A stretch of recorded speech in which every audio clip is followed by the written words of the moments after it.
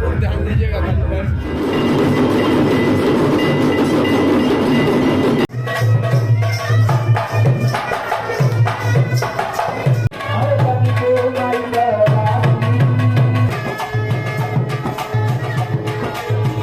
नवरात्र के सप्तमी तिथि पर महाशमशान मणिकर्णिका घाट पर 350 साल से अधिक समय से चली आ रही नगर वधुओं के नृत्य का आयोजन इस साल भी हुआ। नगर वधुओं ने बाबा मसाननाथ के सामने गणिकाएं मुक्ति की कामना लिए अपनी कला का प्रदर्शन किया। काशी के अलावा देश के विभिन्न हिस्सों से आई नगर वधुओं ने अपनी रसभीनी प्रस्तुतियों के साथ महाशमशान नाथ के दरबार में उपस्थिति दर्ज कराई।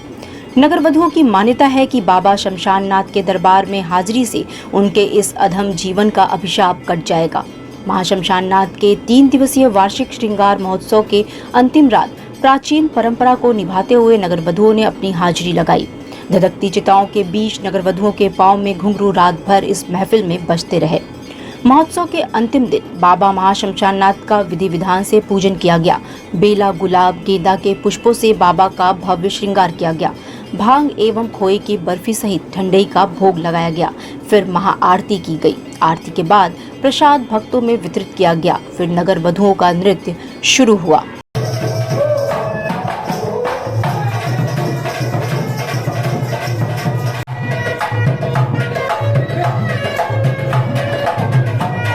गुलशन कपूर, मंदिर व्यवस्थापक, बाबा महाशमशान नाथ मंदिर।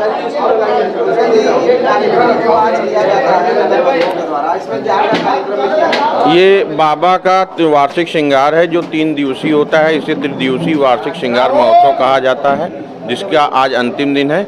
आज के दिन यहाँ नगर वधुएं अपने नृत्य और संगीत के माध्यम से बाबा को प्रसन्न करके अपनी मुक्ति और मोक्ष की कामना से यहाँ अपनी नृत्यांजलि प्रस्तुत करते हैं। इसका इतिहास लगभग 300-350 साल पुराना है। जब राजा मानसिंह द्वारा दशाश्वमेध घाट पे मान महल बनवाया जा रहा था, तभी इस मंदिर का भी जीर्णोद्धार राजा मानसिंह द्वारा हुआ था। और उस समय यहाँ वार्षिक उत्सव में कोई बड़ा संगीतज्ञ नहीं आ पाया था, जिससे राजा मानसिंह काफ़ी दुखी थे। तो नृत्यांगनाओं ने, जो काशी की नगर वधुएं थीं, उन्होंने उनसे अनुरोध किया कि अगर राजा मानसिंह अनुमति दें तो वो बाबा के कार्यक्रम में संगीत प्रस्तुत कर सकती हैं। तब से ये मान्यता चली आ रही है और नगर वधुओं की ये मन में ये आया कि वो जो तारक मंत्र और मुक्ति मोक्ष के देवता हैं, उनके सामने अपने नृत्यांजलि और संगीत प्रस्तुत करने से उनको इस नरकी जीवन से मुक्ति और मोक्ष की कामना से वो तब से ये परंपरा चली आ रही है। कोरोना काल में सिर्फ मंदिर के प्रांगण में ही इस परंपरा का निर्वहन किया गया था और सामूहिक रूप से सार्वजनिक नहीं हुआ था ये कार्यक्रम पिछले 2 सालों से। और इस बार पुनः अपने पुराने वैभव और भव्यता के साथ ये आयोजन आज किया जा रहा है। मेरा नाम है पप्पू जी। आज क्या कार्यक्रम यहाँ पर आप लोग? आज यहाँ पर नवरात्र सप्तमी आखिरी निशा है यहाँ की। यहाँ हर साल हम लोग आते हैं, भजन नृत्य प्रस्तुत करके चले जाते हैं और हम लोगों को कोई बुलाता नहीं है। हम लोगों को तिथि मालूम है, हर साल आते हैं और बाबा का नृत्य वगैरह करके भजन सुना के चले जाते हैं।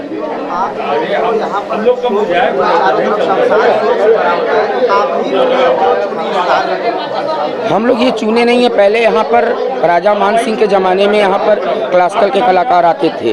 जब उनकी युवा पीढ़ी आई तो वो लोग आने से इनकार कर दिए, तो इसको सहर्ष स्वीकार किया यहाँ की नगर वधुओं ने, जो दाल मंडी में रहा करती थी। फिर उसके बाद वो लोग भी जब चली गई तो हमारे गुरुजी लोग थे वो करते थे, उसके बाद हम लोग कर रहे हैं।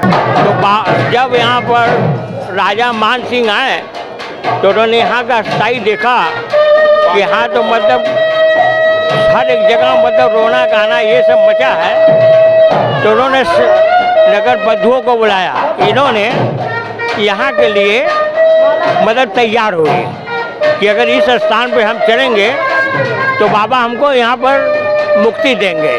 तो ये कम से कम 300 वर्षों से ऊपर चला रहा है कि जो आज हमारे 5 पुश्तों से ये मेरी 6वीं पुश्त वो है कि बाबा के लगे लोग यही मुक्ति मांगने आते हैं। नगर वधुएं हो चाहे कोई भी संगीतकार हो, तो सोचते हैं कि मतलब मेरा अगला जन्म बहू बेटी की तरह हो, मुझे भी कोई गलत निगाह से न देखे।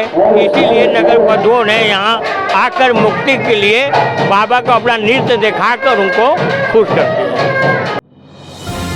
डिजिटल इंडिया का digital new platform live VNS पिछले 7 वर्षों से बनारस की सेवा में। पाइए बनारस के कोने कोने की खबर निष्पक्षता के साथ लाइव वीएनएस से। बनारस की ताज़ा तरीन खबरों के लिए प्ले स्टोर से डाउनलोड कीजिए लाइव वीएनएस ऐप या फॉलो कीजिए लाइव वीएनएस को सोशल मीडिया पर।